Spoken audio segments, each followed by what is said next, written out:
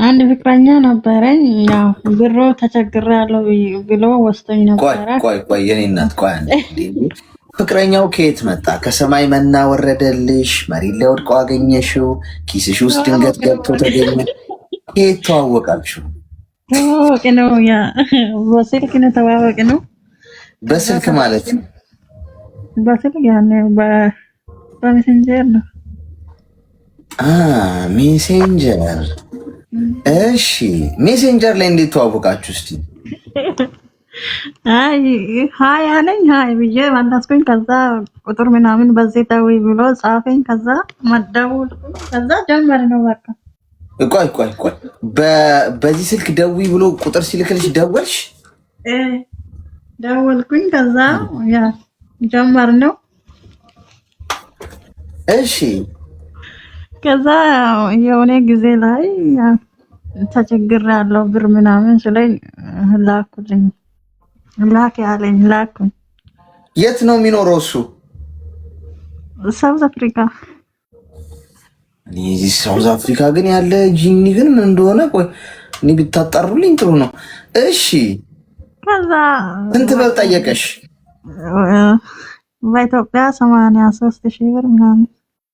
ለምኑ ነው? ያ በኢትዮጵያ ነው እኔ ሳስገባሁት። እንደዚህ ተጨንቄያለሁ ምናምን ቤተሰብ ላይ የሆነ ነገር ተጨንቄ ተቸግሬያለሁ ሲል በቃ ላኩኝ። ከዛ ላክሽ? አዎ ላኩኝ። እሺ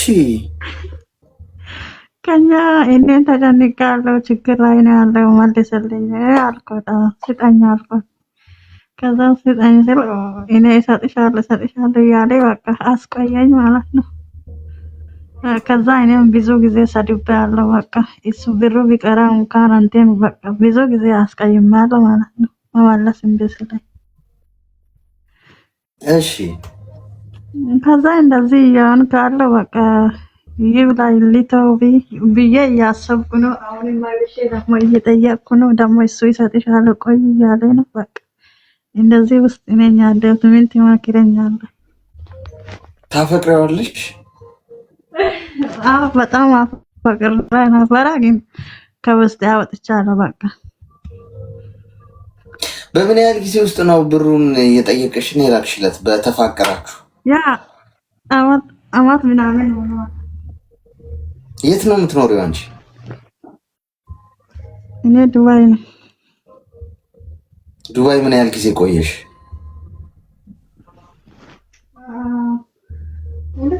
ሁለት ዓመት። ድምፅሽ እየራቀ ነው። 2 ዓመት። 2 ዓመት ነው የቆየሽው። ለምንድን ነው የመጣሽው ዱባይ? ምን ለማሳካት ነው የመጣሽው? ያው ቤተሰቦቼን እለውጣለሁ፣ ራሴንም ሰርቼ እለውጣለሁ። ቤተሰቦችሽንም ራስሽንም ለወጥሽ? ገና እያገዝኩ ነው ለቤተሰቡ። እሺ ሚውት አድርጊ እና 80 ማደንዘዣው ጋልኛው 80 አድርገው ማደንዘዣውን።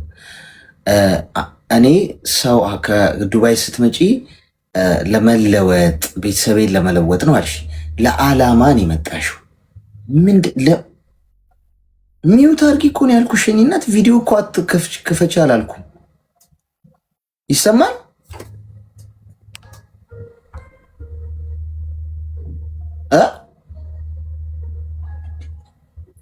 በቃ አትንኪው ስልክሽን። ስልክሽን አትንኪው። አሁን አንቺ ለዓላማ ነው የመጣሽው። ገብቶሻል? ወንድ ላይ ምን አንጠለጠለሽ? የእኔ እናት የዘንድሮ ወንድ። እኔ ሳውዝ አፍሪካ ያላችሁ ሰዎች ግን አጣሩልኝ። እዚህ ውስጥ አሁን አሉ እኔ የማውቃቸውም ወዳጆቼ ምናምን እዛም መግባባቸው የስራ ሰው ናቸው ምናምን ስራቸው ነው የሚሰሩት። ጎበዝ ሰዎች ያውቃለሁ። እዛ ቁጭ ብሎ ደግሞ ሴት የሚሞዳሞድ አለ፣ ስራ የሌለው ስራ ሲጠፋና ስራ ሲያጣ ሲቸግረው የቤት ኪራይ የሚከፍለው ሲያጣ ችግር አለ። ሜሴንጀር ላይ ገብቼ አንድ ዱባይ ያለች ልጅ ወይ ሳውዲ በሞዳሞድ 10 በሞዳሞድ ከ10 5ቱ ጋር የኔ ፍቅር ብላቸው ከ5ቱ 3ቱ ቢያፈቅሩኝ አሪፍ ገቢ ምንጭ ነው ብሎ አስልቶ ነው የሚመጣው። ቀልዴን እንዳይመስልሽ። የስራ ሰው የስራው ሰው የሆነማ ሳውዝ አፍሪካ ላይ እንደውም የሳውዝ አፍሪካ የስራ ሀገር ነው ማለት ብዙዎቹ ሱቅ አላቸው፣ ነጋዴ ናቸው ምናምን በጣም የሚሰሩ ሰዎች አሉ። ስራ ያለው ስራ ላይ ነው። ሜሴንጀር ላይ አንቺን ሊጠብስ አይመጣም። ቢዚ ነው። እንኳን አንቺን ሀይ ሊልሽ ቀርቶ የኔ እናት ጊዜ የለውም ሶሻል ሚዲያ ለመጠቀሚያ። የንግድ ሰዎች ናቸው በጣም ብዙዎቹ፣ በጣም ሩጫ ላይ ናቸው እዛ ሀገር ያሉ የማውቃቸው ሰዎች ስላሉ ነው የምላችሁ ፐርሰናል። ግን ቆዳ ገፋፊው ግን መጥቶ እንዴት ነሽ ይልሻል፣ ወይ የኔ ፍቅር የኔ ቆንጆ ይልሻል። ቆዳሽን ሊገፍ 80 ሺህ ብር እንዴት ትልቅ ያለሽ የኔ እናት? ምን ሆነሽ ነው እንደው ማለት ምን አስነክቶሽ ነው? ወንዶቹ የምታስልኩት ወንዶች ምን እንደምታስነኩ ብትነግሩኝ እኔ ምን ልሞክር እድሌን ማለት እኔ ብቻ ነኝ የቀረው ሳስበው እስካሁን። እኔም አሁን መሄድ አለብኝ በዚህ ጉዳይ ላይ ሊሄድበት ይገባል። ምን እያስነካቸው የምታስነኳቸው ቅጠላ ቅጠላ አለ የሆነ ነገር የምታፈዟቸው ንገሩኝና እኔም ያንን የአፍዛ ደንግዝ ነገር ልሞክር እንዴ። እኔ ግራ ነው የሚገባው። የኔት ሜሴንጀር ላይ ላውቅሽ ሆን 80 ሺህ ብር ቤተሰብ የተቸግረዋል ሲልሽ የለፋሽበት መከራ የበላሽበት ለዛ ነው። ለምንድን ነው የመጣሽው ያልኩሽ? የመጣሽው ቤተሰብሽ ራስሽን ለመለወጥ ከሆነ እንዴት ከዓላማሽ ትስቻለሽ? እንዴት አንድ ሜሴንጀር ላይ የመጣ ሰው በእጅሽ ጨብጠሽ ማታቂው ምን ይሁን ማን ይሁን ጂኒ ይሁን ሰው ይሁን ኤአይ ይሁን ማሽን ይሁን የማታቂውን ግለሰብ ቤተሰብ ቸግሮኛል ሲልሽ 80 ሺህ ብዙ እኮ ነው። አይመልስልሽም። እሱ ከመለሰልሽ በቃ የምጽአት ቀን ደርሷል ማለት ነው። አለቀ። እንዘጋጅ። አይመልስም።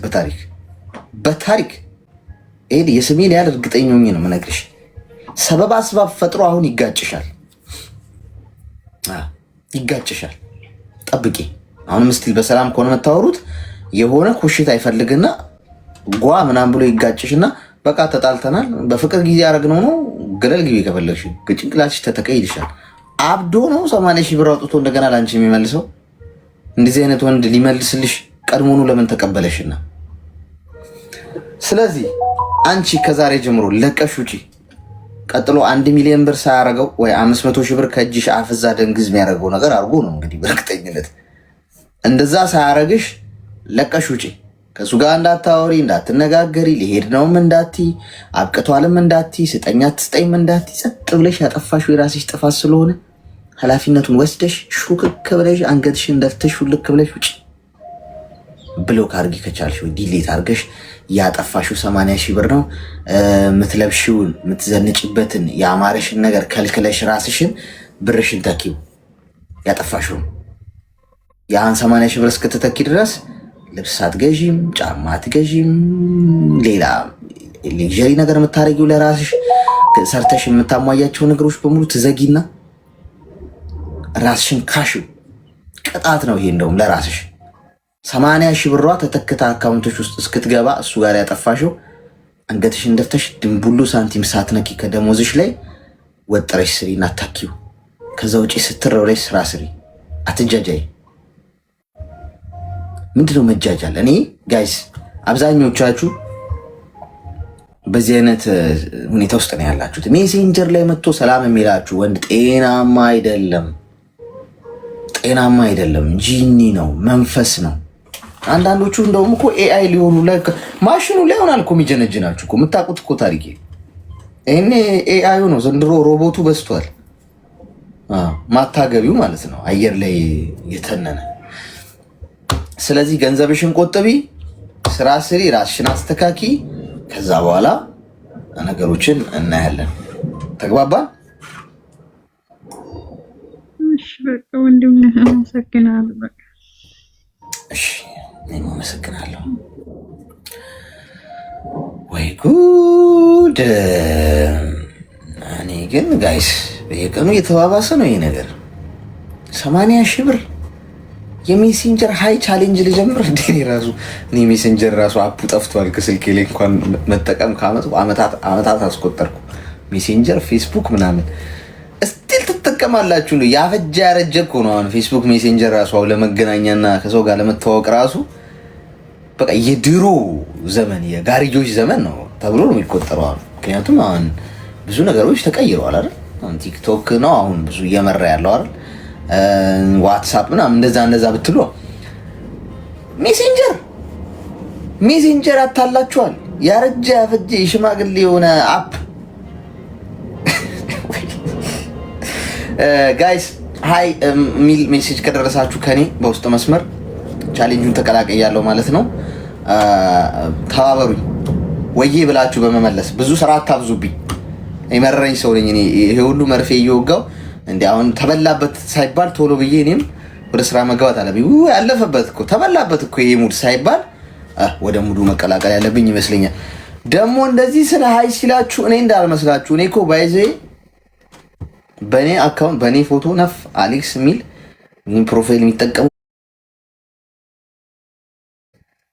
ፎሎወር እንኳን አያዩም። አንዳንዶቹ ስም ብቻ ከላይና ፎቶውን ሲያዩ እኔ መስያቸው ብዙ ጊዜ አንተ ነህ አካውንት ብለው ይልኩልኛል።